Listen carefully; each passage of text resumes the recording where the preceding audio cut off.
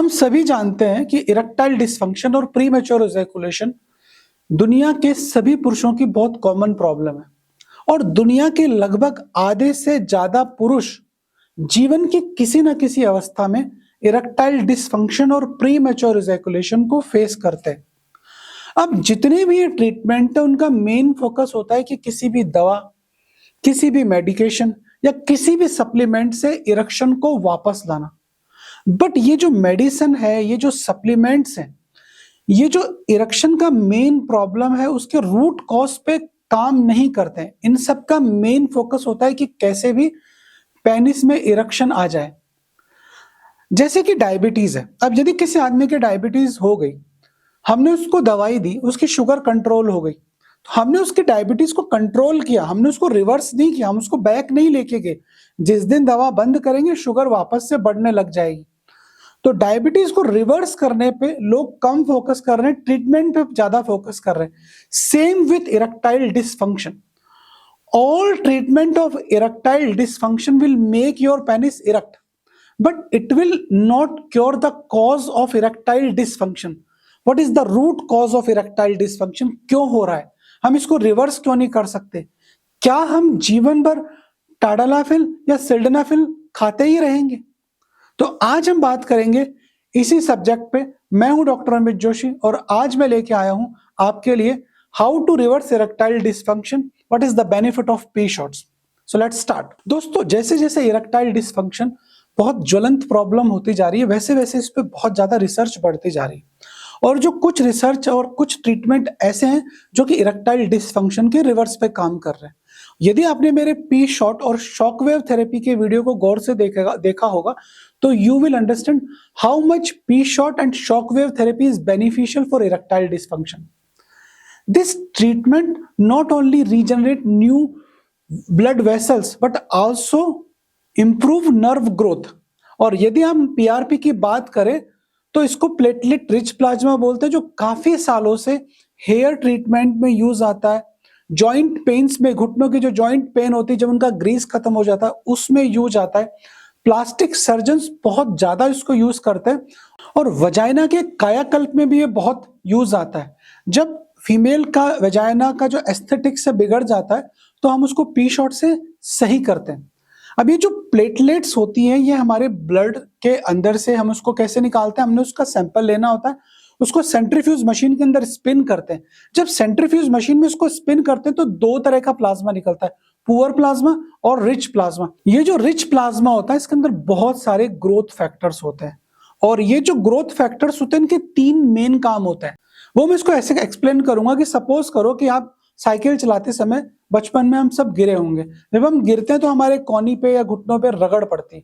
जब ये जो रगड़ पड़ती है तो थोड़ी देर बाद ही जो वहां से खून बह रहा होता है वो धीरे धीरे करके बंद हो जाता है, मतलब वहां पे क्लोटिंग हो जाती है। तो प्लेटलेट का जो काम होता है हीलिंग करता है। तो प्लेटलेट क्या करता है कि जो पुरानी वेन्स वहां टूट गई थी वहां पर नई वेन्स को निर्माण करता है।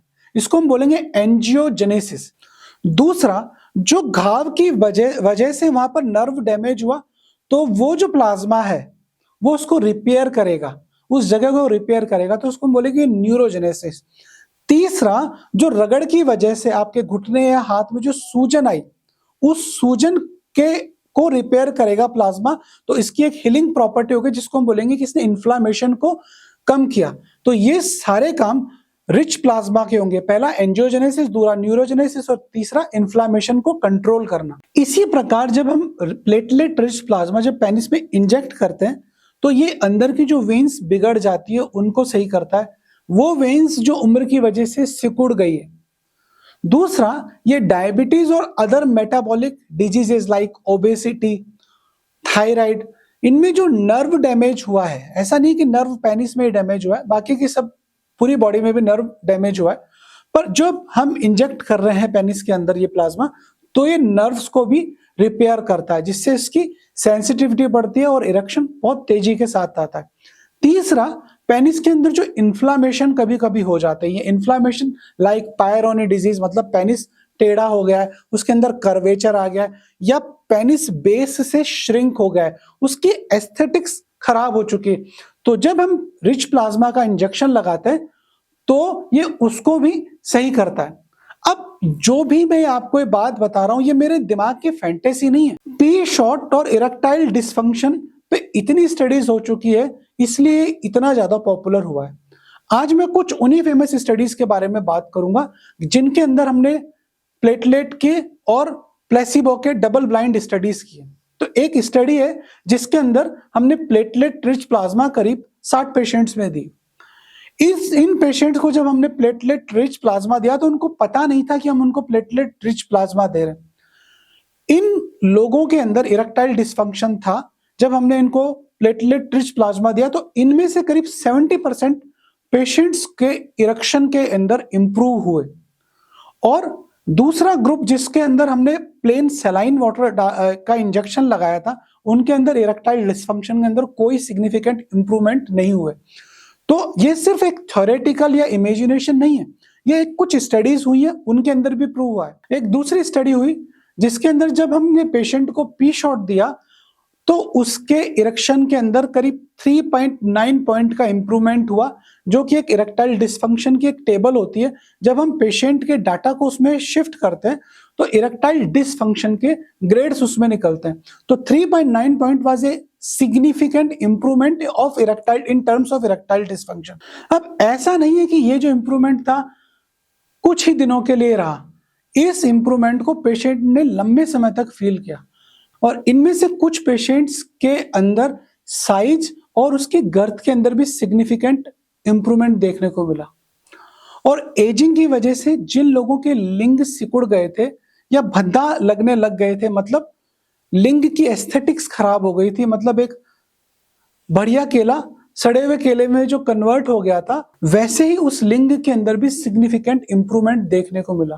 क्योंकि जो पी शॉट है वो आप ही के ब्लड से बना है, तो इसके अंदर आज तक मुझे किसी भी पेशेंट के अंदर कोई भी साइड इफेक्ट देखने को नहीं मिला है। और वो हर आदमी जिसको नेचुरल वे के अंदर अपने इरेक्शन को मेंटेन करना है, जो बिना दवाई के अपने पेनिस के इरेक्शन को सही करना चाहता है, या ऐसे लोग जिनमें वायग्रा या टाडालाफिल ने काम करना बंद कर दिया, इवन हैवी डोजेस भी अब इरेक्शन नहीं ला पा रही है, या ऐसे लोग जो डायबिटिक हैं, या पेशेंट जिनके पेनिस में कोई ट्रॉमा आया है, तो वो लोग पी शॉट और शॉक वेव के कॉम्बिनेशन से अपनी सेक्सुअल लाइफ के अंदर मिरेकल्स ला सकते हैं।